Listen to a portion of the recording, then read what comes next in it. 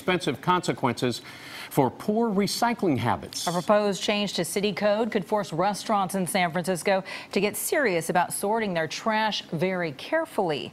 KPIX 5's Susie Steimle live at the Recology plant in San Francisco, where all those recyclables end up. Susie? And we've got a great look at it for you right here. Take a look at this wall of recycled paper. This is what it looks like when people actually do recycle properly. 2 of these bales of paper equal about 17 trees. The problem is so often we are not recycling correctly, and now big businesses in San Francisco could be paying a price for that. Pete Sitnick owns Water Bar and Epic Steak restaurants on the Embarcadero. He already has kitchen staff who spend 2 to 3 hours a day sorting trash and driving compostable and recyclable materials to and from Pier 26.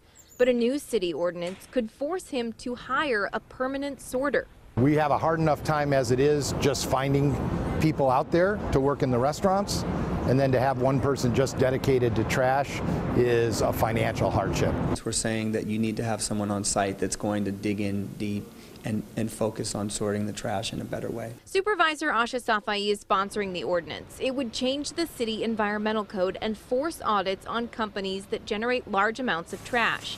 If they're found to be sorting trash improperly, they could be forced to hire a permanent trash sorter at $40 an hour. If they don't hire a sorter, the city could fine them $1,000 a day.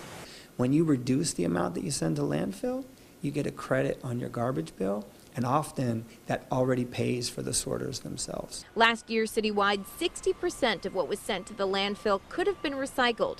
Safai says this legislation will force behavior to change. We have to hold these large trash generators accountable because you and I are ultimately going to pay for that. The intent of the legislation is good. It's just the way that it's going to be enforced as it's written now is not.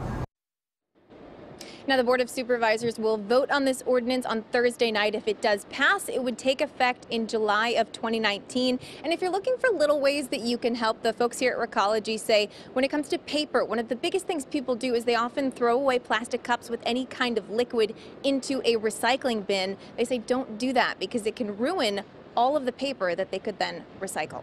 We're live in San Francisco. Susie Steimle, KPIX 5.